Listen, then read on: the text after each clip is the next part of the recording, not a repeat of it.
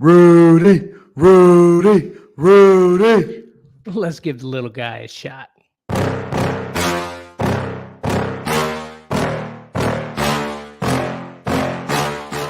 Lights, camera, action. We are back. Welcome to Fourth and Flix, your sports movie review podcast.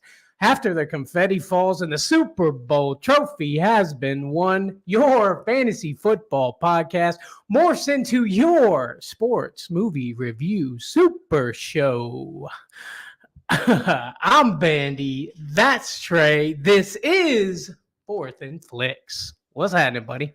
What's going on, man? What's going on? You know, just another week, another good movie to review. We got Rudy on here in honor of St. Patrick's Day coming up on Monday. So we're ready for it. Yeah. This was marked on the calendar. We knew St. Patty's Day was coming, so we knew we had to give the Fighting Irish a shot. Yes, I like it.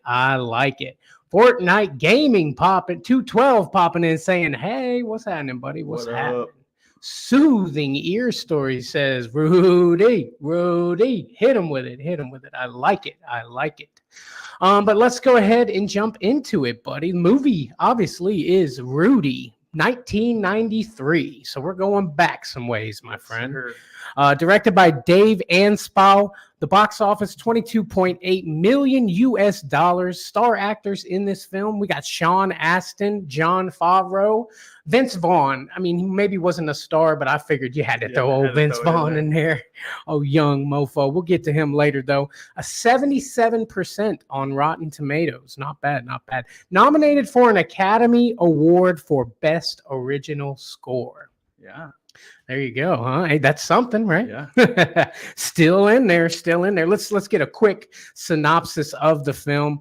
Rudy wants to play football at the University of Notre Dame, but has neither the money for tuition nor the grades to qualify for a scholarship. Rudy redoubles his efforts to get out of the steel mill where his father works when his best friend dies in an accident there. Overcoming his dyslexia thanks to a friend and tutor, D-Bob, Rudy gains admission to Notre Dame, begins to fight his way onto the school's fabled football team.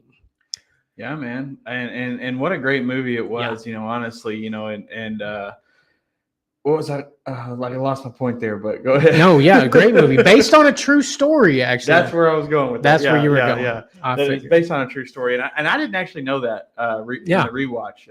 When I watched it before, I didn't realize it was based on a true story. I didn't either. It was actually based on the true story of Daniel Rudy Rudiger, who overcame multiple challenges to play football for the University of Notre Dame. The film undoubtedly takes some creative liberties for the most part, but it stays true to the essence of Rudy's life experiences. So just like all movies, they had to splash their movie magic in there, but it's based on a true story. So that's good. Yeah, that's good. Let's just hop right into it, buddy. Let's hop into an ode to remember. The first time you watched this movie, buddy, what happened? Yeah, man, you know, sitting back thinking about it, I was probably around 12 or 13, and I just remember it being kind of a slower movie, you know, when you're 12 or 13 watching that movie, you know, it definitely has some moments that are pretty slow, but I did keep up with it, and I remember just really understanding the message and being motivated afterwards. Absolutely, buddy, absolutely. First time I watched it, this was the first time. Believe it or not, I had never seen the movie Rudy before. My boy Trey gave me crap for it. So first time watching it, it was good. I feel like I would have appreciated it more had I watched it in the 90s, but I enjoyed it very much, man.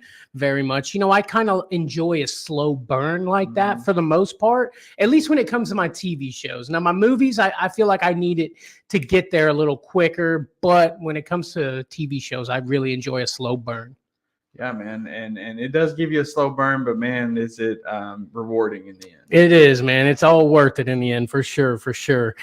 Personal favorite scene from the movie Rudy, Trey?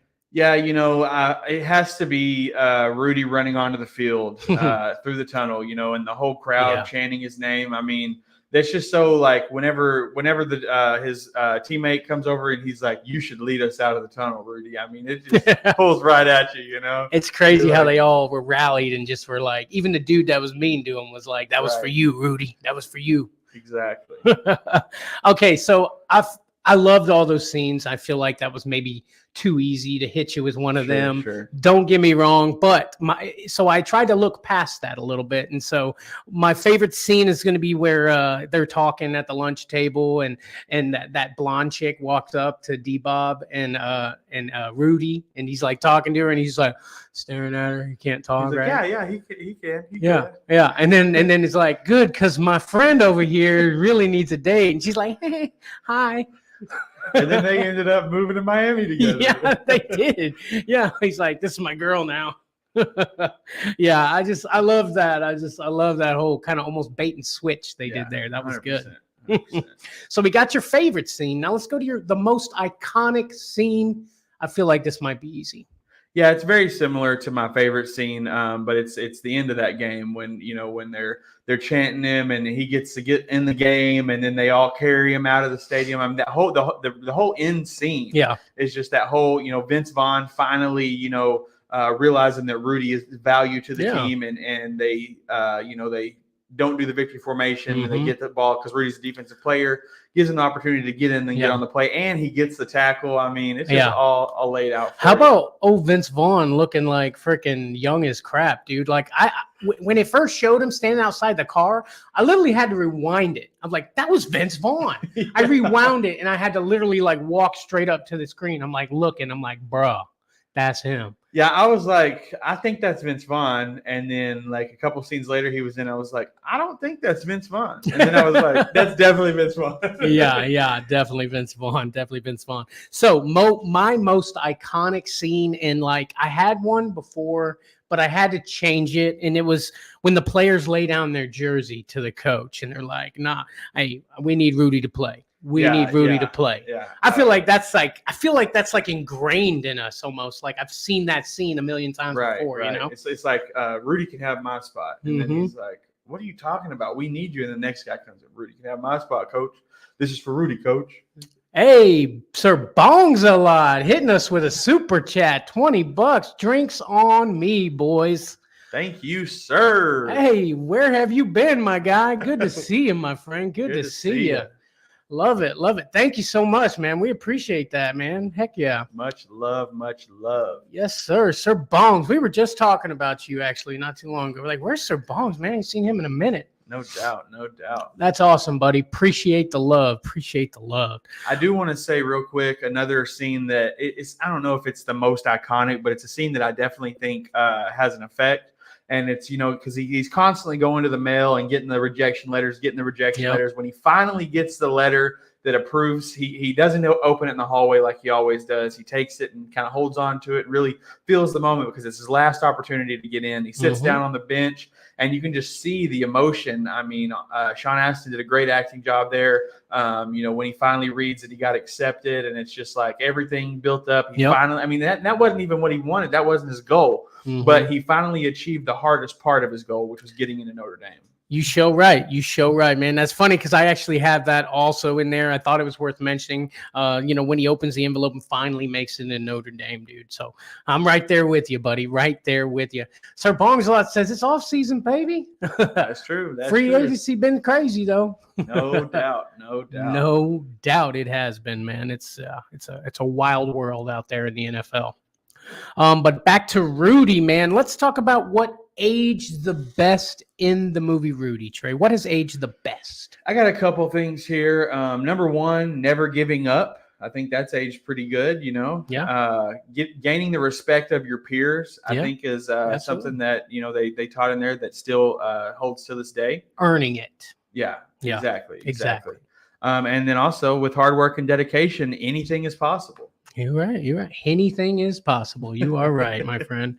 You're right. For what's aged the best, I put the underdog story. Yeah. Just straight up, the underdog story never gets old, man. Never. I root for the underdog almost 90% of the time. I can't help it. You want it. You want the little guy to hop up and show the big guy who's boss. Yeah. If you ain't got a dog in the fight, you're rooting for the little dude out there. Every time.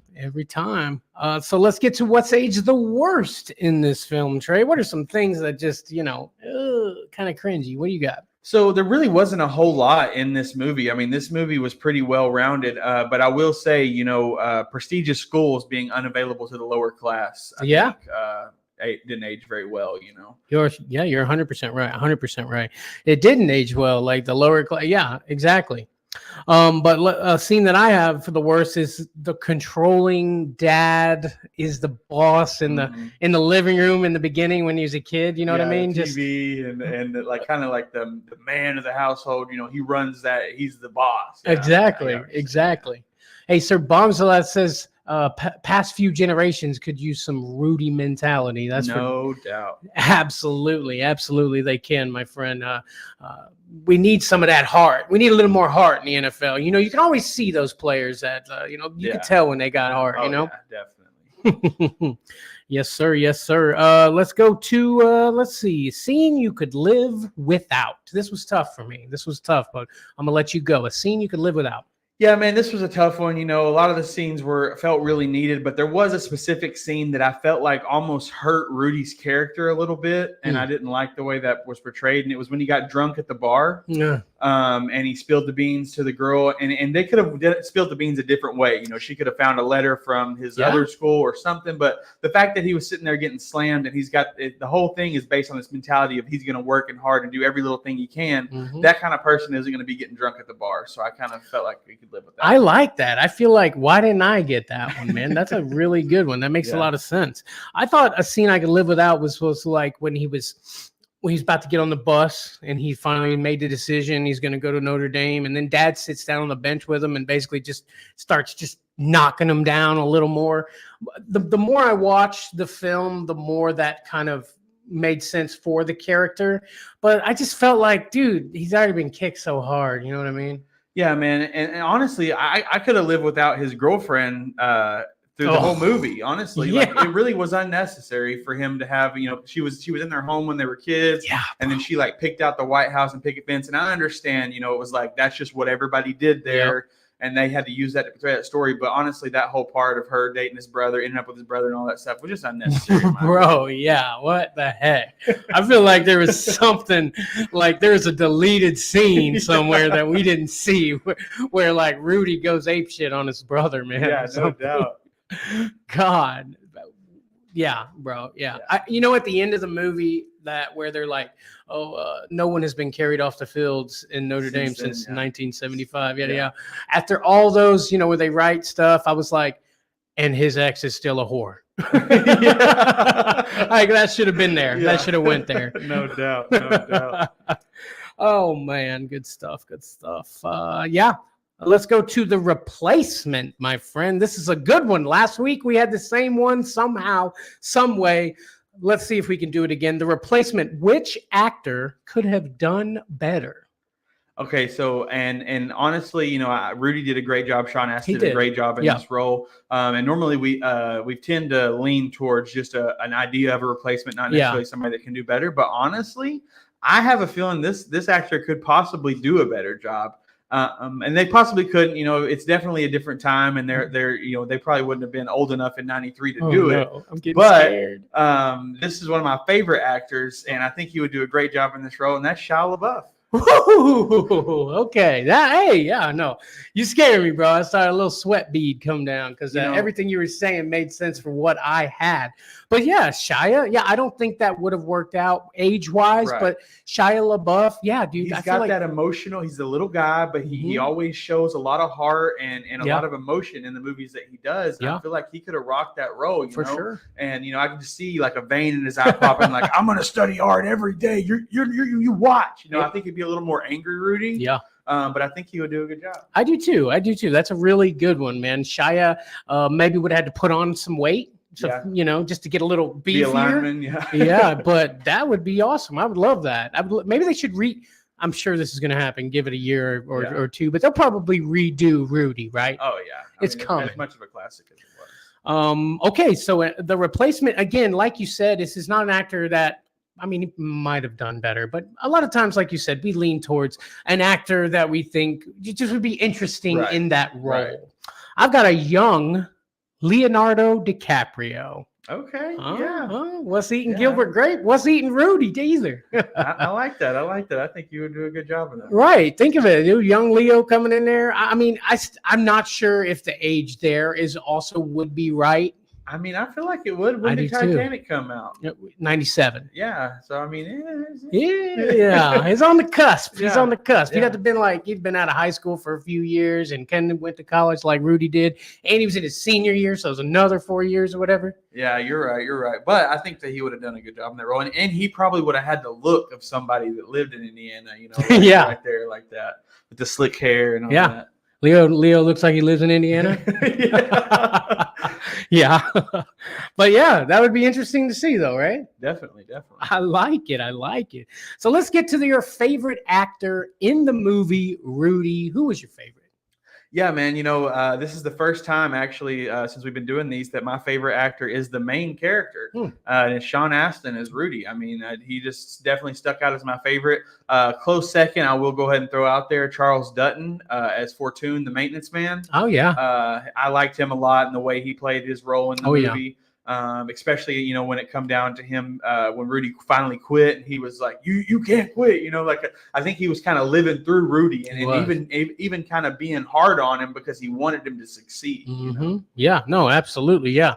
I love that guy that played him, that just like at the end when he's walking through the tunnel, the big smile on his face, bro. Like, because I don't think he smiled, but, you know, once or twice he was smiling when Rudy was in the locker room, you know, doing the speech and everything. But yeah, that's just, yeah, bro. It just like warmed the cackles of my heart. Oh, yeah. Seeing that big, tough exterior guy just hit him smile, just so proud of the kid, you know? Yeah.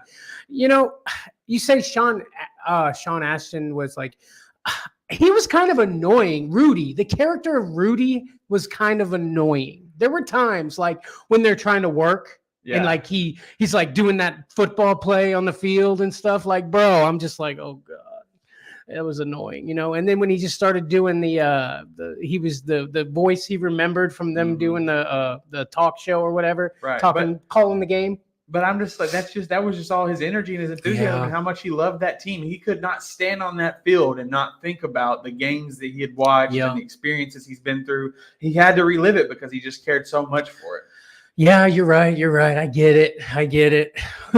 It just, there were times when I was just like, oh, you know, just cringe. Exactly. My favorite actor is Jon Favreau. That's D-Bob. I knew that's where you were going. How did you know that's where I was going? Dude? Because I was watching it literally, and as I was watching, I see D-Bob, and I'm like, that's Josh's favorite. I love that guy, dude. Like, he's a little nerdy dude. It seemed at first when he pops in, he's like, I kind of felt like he was going to be that character that knew everybody, just kind of, and that was going to be a good end for Rudy. He'd have like a guy who knows everybody in the school, but turns out he's just kind of like trying to be a hustler a little bit, but he actually is just like afraid to talk to girls and stuff like that. Like, and like he's seen Rudy was like, he's looking around the classroom. He's like, that's my dude right there, man. Look at that baby face. That's my guy. He can get me some chicks. Yeah. Yeah, and I actually thought that he was going to be like a villain, honestly. I thought he was going to be like the prestigious rich kid from Notre Dame that was like telling another person telling Rudy that he was never going to achieve his goal. But he turned out to be like his best friend. So I was like, yeah, no, I really I like that character a lot, man. Jon Favreau, man, went on to do so many different things, but we'll get to that later. This is one of my favorite, I think, of our entire show. Let's go to the quote that lives on. I think I got a couple of them for this, buddy. I'm sure you do too. Go ahead and hit me with your first quote that lives on. Yeah, so here's the first one and probably my personal favorite. Let me get into character here. Uh-oh. All right. We're going to go inside. We're going to go outside, inside and outside. We're going to get them. We're going to get them on the run, boys. And once we get them on the run, we're going to keep them on the run. And then we're going to go. And we're not going to stop till we cross the goal line. This is a team they say is good. Well, I think we're better than them. They can't lick us. So what do you say, men? That would be the talk show, the annoying talk show. I love that part when he stands up on the soapbox, if you will, and goes in. Man, I felt I was back in the locker room in the 70s when the coach was doing it. I could picture it black and white. You know, I really felt that one. Man, you hit that good, bro. That was good. That was good. Okay, let's get to one of my favorite quotes, and that is from the priest, Father Kavanaugh. It's, son, in 35 years of religious study, I've only come up with two hard, unconvertible facts. There is a God, and I'm not him.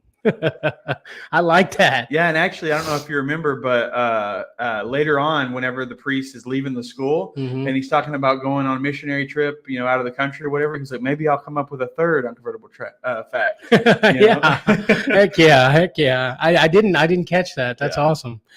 You got another one? I do, and this is another, and this is like said a couple of times throughout it, but really it's just the meaning behind the quote that I think could really, people could use in their everyday life, and it was, "Have I done everything I possibly can?" Literally what I wrote for one of my quotes. I love that. Yeah, that's all I could think about. You know what I mean? Because you think about all the things that you want to accomplish in your life, and if you sit down and ask yourself, like, "Have I done everything I possibly can?" And if you haven't, then you haven't done enough to be able to say that you can. And you haven't done enough to be upset about not getting it, I guess, either, right? Right. I love that. I love that too, man. Like he said it more than once, and I loved it every time. I was like, yeah, bro, have you? Yeah, and that's what the thing is. He's like, just getting punched and punched down and punched down and punched down. So he's just like, hey, have I done everything I possibly can? Because if I have, then I'm satisfied with my journey. But if I haven't, then I'm going to keep working. I love it, bro. I love it. A story of a man who's like, that's what I want, and I'm going to get what I want, no matter how hard I got to fight for it, dude. Like, that dude, like, literally uprooted his entire life because he wasn't happy with what he had going on there, and he went and he got what he wanted, man. Yeah, man. And I mean, it wasn't easy, it wasn't an easy trip, you know what I mean? No. He was dyslexic. I mean, there were so many things that held him back, but I mean, he did it, and he did it by doing everything he literally had to do, everything he possibly could. Sometimes when you have a goal, you don't have to do everything and you can achieve it. But this dude literally had to do every single thing he possibly could to get there, and he did it. He did it. He did it. Rudy, you're an inspiration to all of us, sir. No doubt. Well, one last quote, and it's from Vince Vaughn. Last practice of the year, and this asshole think it's the Super Bowl. yeah, that was a good one. I love that. Oh, Vince Vaughn, man, dude, he's the same character and everything, bro. I swear, but I love it. You know what I mean? Yeah, and then the coach comes back with, "If you have half the heart as Rudy had, you'd be an All-American." Yeah, no doubt. And that guy was having issues, right? Didn't they say something about him like not like doing well? Like, I thought I heard the announcer say it when they were talking, like that guy was having issues and like didn't turn out to be the athlete they thought he would be. Vince stuff Vaughn, like that. Yeah, 100%. And it's because he wasn't given everything. You know what I mean? Need that heart, baby. Need that heart. But let's go to. I mean, we usually at this point would do the best song. Yeah, I didn't find any songs. I just put the band playing the Notre Dame song, bro. The Notre Dame band. I like it. They win this one. It's the score, the whole score, the movie magic. They actually was nominated for an Academy Award here. Normally, if there wasn't a song, we would skip this category, but I felt like that's what they got nominated for an Academy Award for. We got to give them a little love. You know what I mean? No doubt. So let's move on to, does it deserve a sequel, Trey? Does this movie deserve a sequel? And if so, tell me about it, buddy. Yeah, so personally, I do not think this movie deserved a sequel necessarily. It did everything it wanted to do, and it ended with all goals being achieved. Yeah. It was, the underdog story, and then the underdog story was kind of over. I mean, I did kind of get an idea about if they did do a sequel, what they could do. Mm-hmm. And in my opinion, it would be kind of like a Rudy, basically showing Rudy's family and generation, So Rudy's an adult. He's got kids now. And, as you see in the end, 4 of his younger brothers, he had a huge family. I know. But 4 of his younger brothers graduated from Notre Dame. So he started that legacy. Sure did. And to kind of show, how, because you don't really see everyone after the game. You don't see everyone's reaction to finally believing in Rudy, because nobody believed in him before, right? And it would just be like kind of him, living his life in different situations, and everyone just believing him no matter what. And then he would feel the pressure of being believed in too much. You know what I mean? He's like, man, I'm tired of doing everything I possibly can, and kind of working out from the other way. You know what I mean? He got to wind back down, baby. People believe in him too much. Exactly. That's good. Yeah. Okay. I also don't think it should get a sequel. It did everything it needed to do. Had a great message, a great story, ended on a good note. Woohoo! But let's say this. if there was a sequel, let's say Rudy comes back to coach at Notre Dame, okay? It's based on a true story, so this is not what would happen. But let's say Rudy comes back to coach at Notre Dame. He sees a young, short kid, possibly played by Shia LaBeouf, I don't know. But this kid, he's got heart, you know what I'm saying? Reminds him of a young him, you know? So he takes him under his wing, you know, and he just beats his ass until he becomes something, you know? And he does give him a shot.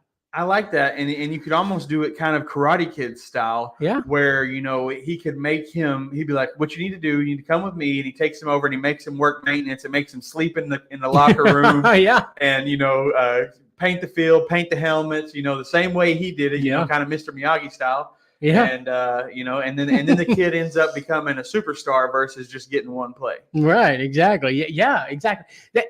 I'm glad you said that, because I've heard of Rudy. I knew Rudy was the true underdog story, but I never actually watched it. So when I watched it, I was thinking, oh yeah, bro, he ain't nothing. Nobody's got nothing for him. He's going to come in. He's going to win the big game. You know what I mean? That's what's going to happen. But it was like 28-3 when they finally put him in, right? Yeah. Coach was still pissed. Yeah. Still, man. Yeah, because, like you said, I'm not athletic. I'm not a big guy. And I've figured out there's some things in life that you're just born with. Mm-hmm. There's some things that are just unachievable to a certain level. But there's a certain level you can always achieve. For sure. Absolutely. That makes perfect sense. I'm just saying, I thought, I didn't think they were going to put him in like, the last game of the year, can't hold anything back now. Well, I don't want him in. Yeah. Coach, man, come on now. Anyway, good stuff. Let's make a real life player or team comparison in this movie. Yeah, man, this was super easy for me. I mean, spot on the dot, no problem. And that is comparing Rudy to Jamal Williams. Jamal Williams with all that heart. The man with the heart. And all the way down to the team deciding not to run victory formation. So Rudy could get some spotlight, just like Jamal Williams got a touchdown. And the team, like literally, it hit me as soon as the quarterback's in the huddle and they're like, what do we do here? And Vince Vaughn's is like, we got to get a touchdown here so we can get Rudy back on the field. And the quarterback's like, but the call is victory formation. Yeah. And he's like, no, we got to get Rudy back on the field. He's like, all right, as a team, let's do it. You know what I mean? I'm just picturing Jameis Winston sitting there, and Jamal Williams waiting to get a touchdown. So perfect. That's freaking perfect. You are great with those, bro. You come in with some good stuff. I don't think it through enough. You know what I mean? Maybe that's the problem. I put old Deuce Vaughn. Yeah, I like that too, though. Deuce Vaughn, little dude, but he's got heart. He's got determination, but they won't put him in the game. That's good too, man. Honestly, and made it all the way to the NFL. I mean, I guarantee you, 1,000 people told Deuce Vaughn he was never going to make it, even to college, probably, and definitely not to the NFL. But guess what? He did it. He did that. Great stuff. I hope to see Deuce Vaughn on the field next year. Actually, no doubt. Beautiful stuff. Now let's get to the Johnny Lawrence Award. Is the villain actually the villain in this film, or are they being gaslit, Trey? Yeah, so again, with this award, the first thing we like to do is identify the villain. Yep. Honestly, the villain in this story to me is every person that ever told Rudy that he can't achieve his goals. Yeah. And I would say that, they're not actually the villain. It's just common to not get everything you want and you set your mind to. Most people don't have the kind of push that Rudy had. And so they weren't like being mean and trying to down him. They were just saying like, there's no way, bro. Mm-hmm. You know what I mean? So I don't think it was coming from a negative place, even though they kind of villainized it. Absolutely. And then there's his brother Frank, who, his brother Frank was just the villain throughout the whole movie, even throughout when he did get in Notre Dame. He still was like, you're not in Notre Dame, whatever. When I watch TV, I see a lot of yellow and gold, but you ain't in there. Yeah, and so this kind of leads into our secrets you didn't know kind of situation. Mm-hmm. But Frank was actually, Rudy did not have an actual brother named Frank. They made that character up to be kind of the overwhelming of everybody telling them that he couldn't do it, all put into one person. Just wanted to really shove it in there. Right, exactly. Interesting. Yeah. He was just negative the whole time, man. I mean, but when that being said, when dude come running on the field, Frank was up there cheering with the rest of them. That's Rudy. 4-5, yeah, exactly, bro, exactly, man. And then Vince Vaughn may have been a little bit of, starting off. I almost felt unnecessary considering how that whole thing, ended. Right. Yeah. It did feel a little unnecessary, but I get the idea. Yeah. Vince Vaughn's the 5-star high school recruit, and he's like, "What are you talking about, little dude?" And then this ain't the freaking Super Bowl. You're playing like it's a Super Bowl. Yeah. You're right. Good stuff, man. Good stuff. Let's get to a souvenir from the film. If there was one thing from the film, or maybe a couple things that you would like to take home and put on this wall or that wall or whatever wall, what would it be, buddy? I got a couple here. First one I think would be Rudy's practice jersey covered in blood. I think that just would remind me, that through hard work and determination you can achieve what you want, and you're gonna get a little bruised up, you're gonna get a little bloody, but if you keep pushing, you'll make it. You know what I mean? I thought that was a good one. Yeah. What's one you got? I've got the Notre Dame jacket, the Notre Dame jacket that his homeboy got him that was dirty when he bought it. The Letterman, yeah, I got that on mine here too. Rudy's Letterman, that he wore at the other school, the Holy Trinity or whatever. And, definitely interesting. And then lastly, it's really just a brief moment there, but it was something cool that I think for even not just Rudy, but for the real life. And it's the Fighting Irish board that they slap before they go under the tunnel or whatever. I thought that would be cool, with the guy getting his dukes up. With the little dude here. Yeah. I like that. Yeah, that would be cool. I'd put that right on this wall, my friend, right there. I like that. I like that a lot. Where are they now, Trey? Let's get into where are they now. Talk about some of the actors and what are they doing or what have they done in the future. Yeah, so I got Sean Astin here, the guy that played Rudy. Most recently, he's played a main character role in Stranger Things as Bob Newby. But I mean, he's done a lot of things. At first I thought that I wasn't even thinking that he had done any other movies. He looks so different. Thinking about it, yeah, he looks so different. And but actually, I mean, the dude's still, doing well today. Still putting stuff out. I was watching it with my girl, and that's how I had to show her because she's looking. I'm like, did you watch Stranger Things? That's the stepdad from Stranger Things. She's like, the big guy? That's him. And then it showed his face. She's like, oh, yeah. Oh, you can't forget Lord of the Rings. You can't forget Lord of the Rings. Definitely not. What was his name? Samwise Gamgee. Yes, old Sam in Lord of the Rings. And then you can't forget 50 First Dates. 50 First Dates. You remember him in that? He was like the muscle head. That's probably my favorite movie. He's like talking like that. Yeah, he's all roided out. Yeah, he looked beat. Hey, look, geek. Yeah, down to the city. Make his titties dance. Heck yeah, I love it. Vince Vaughn. We know all the things this guy's done, right? Actor, producer. And he's been doing a lot of Netflix shows recently, actually, or movies. I mean, he's been putting out a lot of movies on Netflix that are actually really good, that aren't advertised very much. But if you go on Netflix and just look up Vince Vaughn, I guarantee there's a couple of movies you haven't seen that you'd enjoy. I like it. Netflix is paying good these days, obviously, and there's a lot of freedom for the writers, from what I've understand, from what I've read. A lot of freedom for the writers to kind of go any direction they want, not to have a big, Paramount or Touchstone just over their head saying, no, you can't do that, rewrite this. Netflix gives them a lot of creative, opportunity to do things. And that's why I think a lot of these actors are going to Netflix. And they obviously must pay good because, people are doing it. Adam Sandler got a big deal out of them too. It makes you wonder, do they literally all their money from us paying $11? Is it really making all these shows and movies? I've always thought about that. Yeah, I mean that's where it comes from. Definitely. First of the month, Netflix. How big is that check? Oh, huge, bro. I couldn't even. They probably got to get it on one of them big ones. Yeah. In the words of Happy Gilmore, just cheesing, man, just cheesing. Yeah, great stuff. Jon Favreau, D-Bob, dude. I mean, director, producer. He's really done a lot more behind the camera in recent years. He was in, Iron Man. He played, and I guess Spider-Man. The Marvel Cinematic Universe, I guess you could say, as Happy, which he did great in that. I loved him in that. But he's done a lot of behind-the-scenes type of stuff as of lately, man. Him and Vince Vaughn have always kind of been together, and it makes me wonder if this is where they met even, Yeah, it's very possible. Where they got the band together. Who knows? They might have done something before that, but it just kind of feels like it could be right. Yeah. Good stuff, man. Now, is this the main actor's best movie, Trey? Yeah, man. Honestly, I think it's a close call, and that might be, kind of sideways to say, but I think that, this is more of Sean Astin being the main character. He's kind of the sidekick in a lot of movies. Yeah. But this being his main role, I think it's hard to say that it was a peak performance. You got to recall to the Goonies, which he was kind of the main character in. Yeah.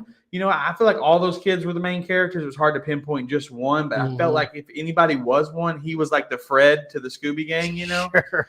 And Scooby's kind of the main character, but it feels like Fred takes the lead, you know? So it's like kind of hard to look at it that way. And then also, I mean, Lord of the Rings, even though he is the sidekick, Samwise Gamgee, I mean, that movie's just so big that I feel like that's probably going to be in history as his peak performance. You're probably 100% right there. Yeah. It's hard to compete with movies like The Goonies and Lord of the Rings. And, Rudy is a timeless classic. But as far as that's a great point, though, if you think about it, a movie where he is the main actor then it might be his best role. Exactly. I mean, in that aspect. Right. Because I'm trying to think of another movie where he was the main character, and I don't know if he's usually, somewhere down the line. Yeah, and I feel like The Goonies is the closest one, but then, there's 5 of those guys that are all kind of in the spotlight. Exactly. So, yes or no? Did we get that? I think no. I think maybe yes. You think yes? I think maybe. I don't know, man. I think it's Lord of the Rings. I don't know. Let me see. Is it the main actor's best movie? Yeah, probably not. Probably not. It was really good, though. It was really good. Got to give it its respect, okay? All right, buddy. This is a fun part of the show for me, and that is the movie secrets that you didn't know, Trey. Give me some movie secrets from the film Rudy that we didn't know. Yeah, so starting off, first of all, I didn't even have to do any research for this one because it was in the credits roll. And that's that the actual Rudy, the real life Rudy, was an actor in the show, and he was a fan in the stands. He actually sat next to the dad. And he kind of did like a wink and a wave to him, when they were cheering on and Rudy got in the game. The real Rudy was up there with him. I read something about that previously, but I didn't catch it live when it happened. But I didn't catch him in the stands either. And at one point, the dad turns around and he hits the guy behind him and he's like, "That's my son. That's my son." I thought maybe that was him. Yeah. But looking into it further, it was actually the guy to his left. But he kind of did like a, a wave and a wink. And, pretty cool, though. Yeah, pretty it is cool, to be in the movie that's about you.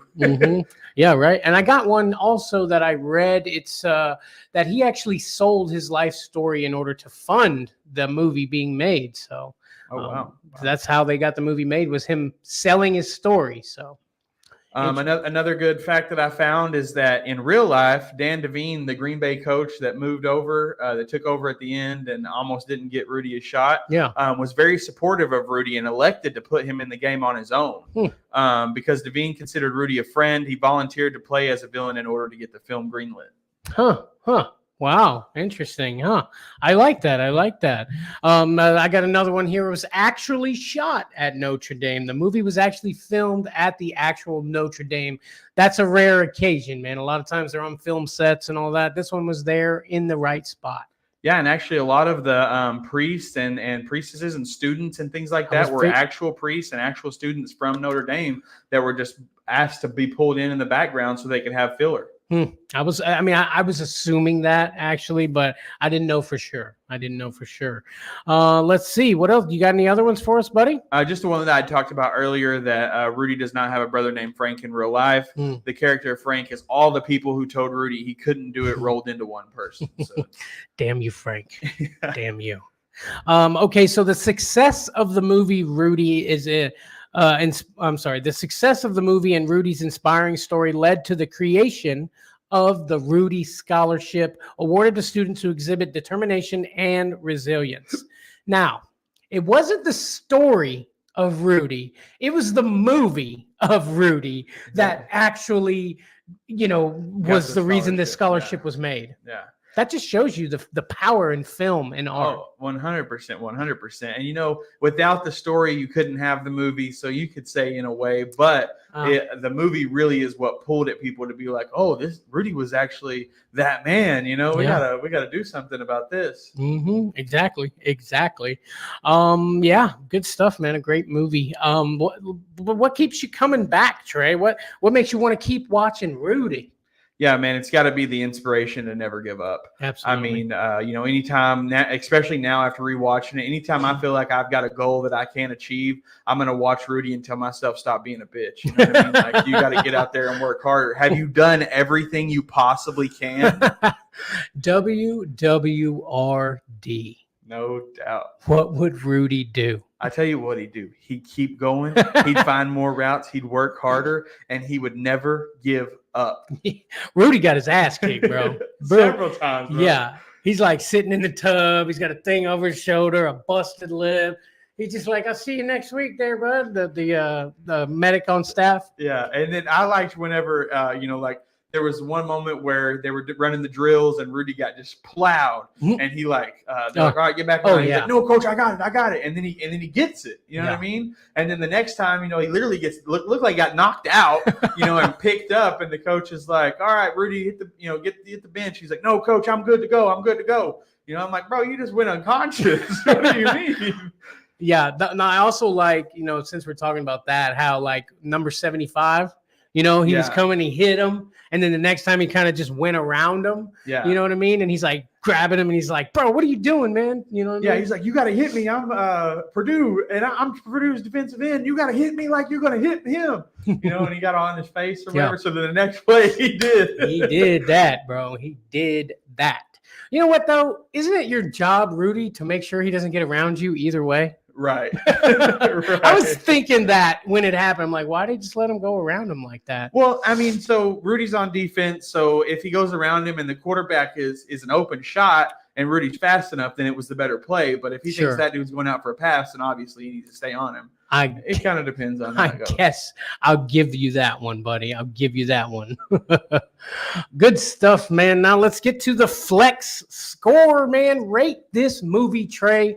What do you got? 1 through 10. So I've actually got 2 ratings here because I've got to split this up a little bit. Okay. As a football movie, I'm going to give Rudy a 6.5 out of 10. Mm-hmm. As an inspirational movie, Rudy is a 10 out of 10.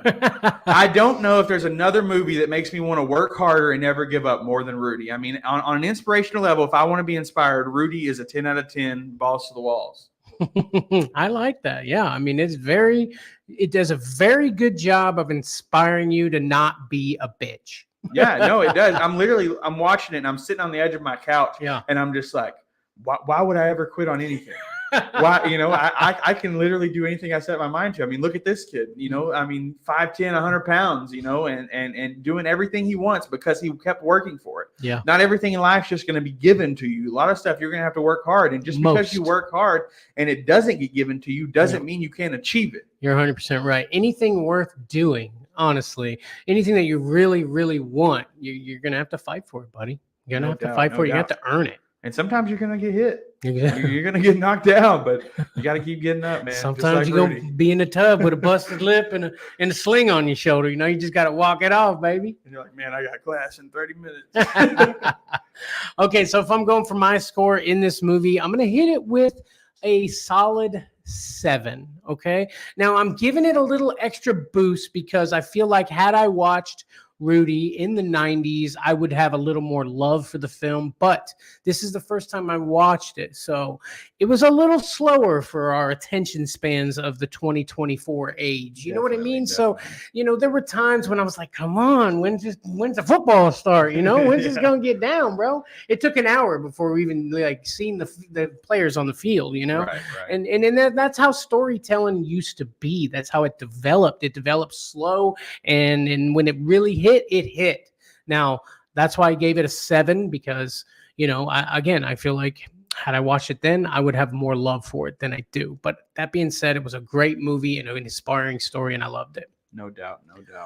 So we got a little something for you here, buddy. We got somebody sent in. They knew we were doing the movie Rudy. They sent us in a little video of their rating. Check it out, our boy Cooper, Fortnite Gaming. Here we go. Guys, today we'll be reviewing a movie called Rudy. Rudy is a football movie about this a little kid. No one believes in him. And during the end of the movie, joins a team. I think in the NFL. It's a good movie. And my personal rating, I'll rate it a 10 out of 10. Okay, you Okay. heard it. Thank you, Cooper, for sending that in. Giving Rudy a 10 out of 10. Thank you, Rudy, for your rating, man. We're glad you got to watch with us and enjoy the show. Yes, sir. Yes, sir, man. Hey, he kind of looked like Rudy, didn't he? Yeah, a little bit. That's that our heart. Yeah, you do. Yeah, you do. Yeah, you do. Hey, but great show, guys. Don't forget, if you are watching on YouTube or anywhere, hit the like button and subscribe to Fourth and Flix. We are busting movies out in the off season, man. We're making things happen. We appreciate the love and support that you've all given us today. Anything else, Trey, before we go? Just that whenever you feel like you're not going to get somewhere, make sure you ask yourself, have I done everything I possibly can? And until you have done that, don't give up. Don't give up, baby. Don't give up. Thank you guys so much for watching. And we shall see thee on the next one. Peace. Mm-hmm. Mm-hmm. Mm-hmm. Let's go. I wake up to a little bit of drool on my pillow, feel like it's gonna be a bad day. Yeah, I'm tired of shit, and the coffee ain't hit yet, damn, ain't that great. I don't wanna go to work, cause my boss is a jerk, and I'm not even that paid. I need a change in my life, cause I don't feel alive, and there's nothing that makes me happy. Hold my beer for a minute, I'm about to quit my job, cash in for a ticket. I'm going on a trip and I don't plan to visit. I'm gonna stay there till I feel like I'm winning, and this is just the beginning. I need a big change, help me feel like living. I need a big swing, home runs I'm hitting, and I'll never look back, moving on till I get it all. Cut, print, that's a wrap.